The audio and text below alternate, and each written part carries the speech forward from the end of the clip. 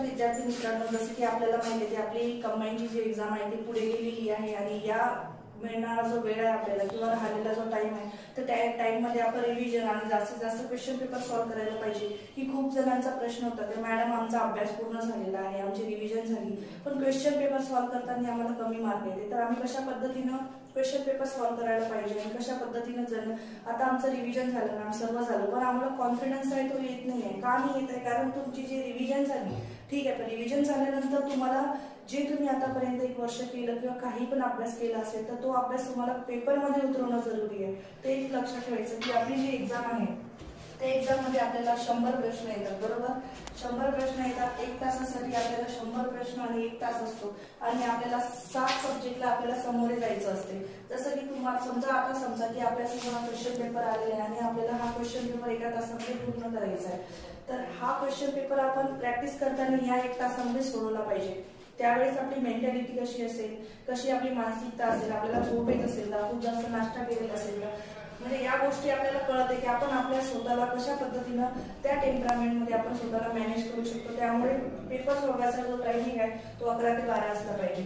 ठीक आहे, आता तुम्ही क्वेश्चन पेपर एक घेतला, त्याला सॉल्व्ह केला, अकॅडमीचा करा किंवा आपले PYQ 2017 ते 2024 पर्यंतचे PYQ जरी तुम्ही सॉल्व्ह केले तरी पण तुम्हाला खूप चांगलं, कारण आपल्याला माहिती आहे की PYQ रिलेटेड जे टॉपिक आहे ते पुन्हा पुन्हा कसं रिपीट होतात, त्यामुळे तुम्हाला याचा नक्कीच फायदा होईल. तर आता समजा आपण एक क्वेश्चन पेपर सोडवला, बरोबर.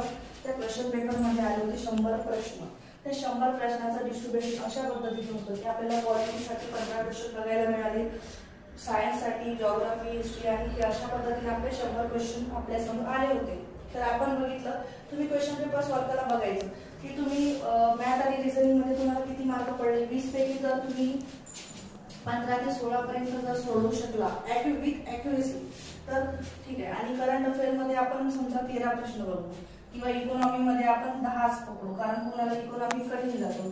त्यानंतर जॉग्राफी, हिस्ट्री मध्ये आपण समजा 7 प्रश्न सोडवले, जॉग्राफी मध्ये 10 पैकी 10 सोडवले, सायन्स मध्ये 7 ते 8 सोडवले आणि पॉलिटिक्स मध्ये 15 पैकी 15 सोडवले. आपल्याला 65 प्लस सेट आपला जो स्कोर आहे तो 65 प्लस आपला सेट स्कोर आहे. त्याच्यानुसार तुम्ही बघा. आता तुम्ही आता आपण बघितलं हिस्ट्रीमध्ये आपल्याला आपण सॉल्व्ह केले, कमी मार्क आले. त्यानंतर सायन्स मध्ये कमी आले. तर आपला हा जो टायमिंग आहे आपल्याला एक्स्ट्राचा मिळेल, त्या एक्स्ट्राच्या टाइम मध्ये आपण काय करायला पाहिजे, हे जे 60 इथं जे आपल्याला 60 प्रश्न आले किंवा 60 ॲक्युरेसी आली तर आपण याच्यावरती काम करायला पाहिजे. त्यानंतर आपण इथं समजा आपण इथं 15 पैकी 15 आले म्हणजे आपली क्वालिटी आपलं व्यवस्थित झालेलं आहे, रिव्हिजन करून सर्व. त्यानंतर आपण मॅथ रिझनिंग इथं प्रॅक्टिस करायला पाहिजे.